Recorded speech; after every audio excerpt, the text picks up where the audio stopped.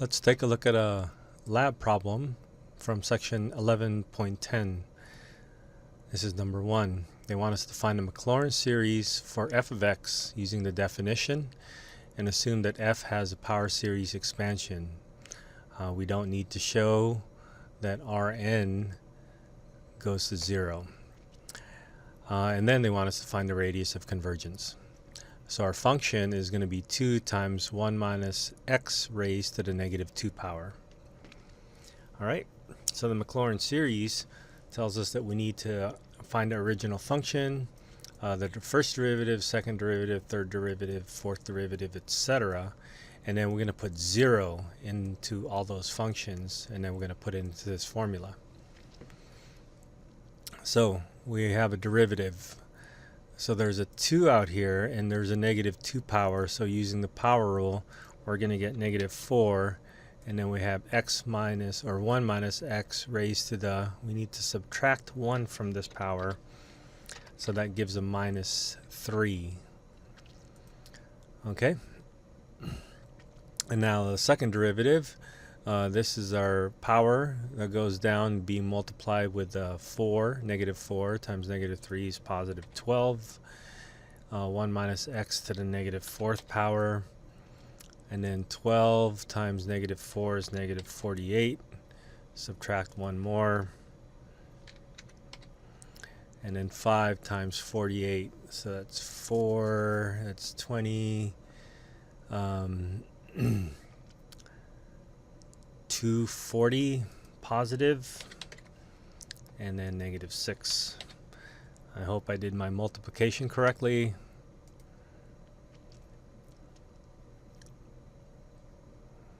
Nope, something didn't go right. Oh, sorry, we have to multiply this times negative 1. So it becomes positive. I forgot to use a chain rule here. So that would be a negative 4 times x minus 1 to the negative 3 times the derivative of the inside, which is going to make this positive. And that's going to end up making everything positive. So those were some errors there. Okay, now it looks good. Now I have my functions. I have to put 0 into the function. So if I put 0 in here, this is like 2 divided by x, 1 minus x squared. So if we put 0 there, this is just 1, and 1 to the first power. So this is just going to give me a constant 2. Now for my first derivative, I have 4 times this expression. This expression is actually in the denominator to the positive 3rd power. But again, 1 minus x to any power, when you put 0 in there, it's just going to be 1. So I think I'm just going to have these constant coefficients out here. So that's 4 for the second derivative, it's 12. For the third derivative, it's 48. And for the fourth derivative, is 240.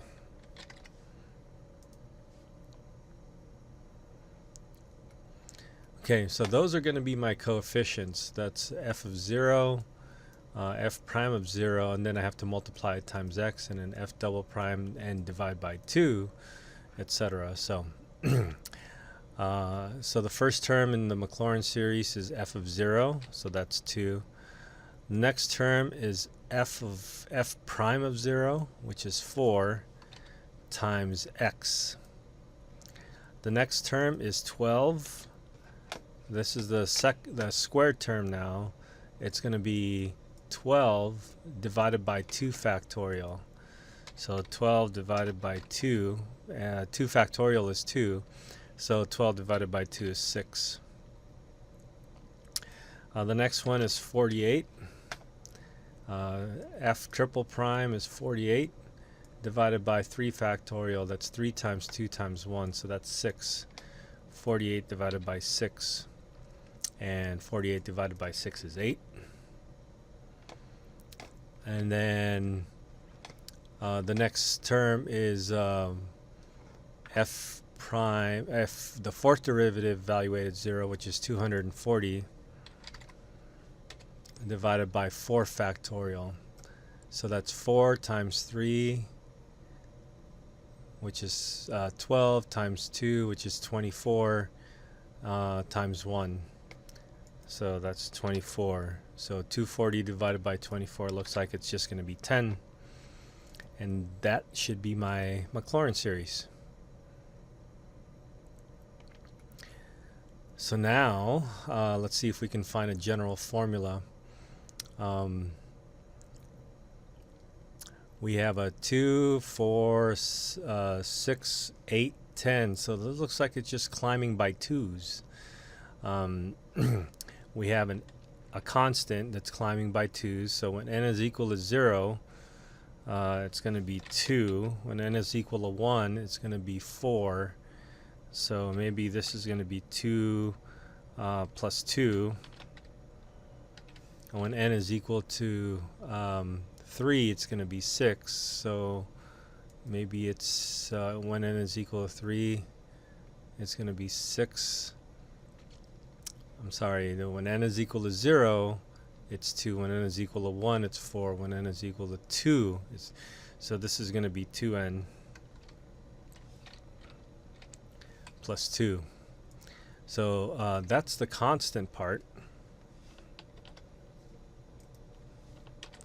And then now we have to multiply by x. So x to the 0, x to the first, x to the second, x to the third, etc. So that's just going to be x to the nth power.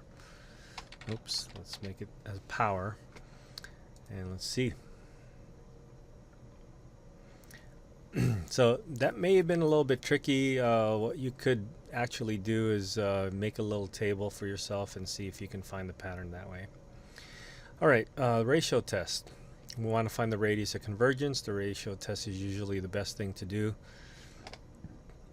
Let's use their expression, which is 2 times n plus 1 x to the n.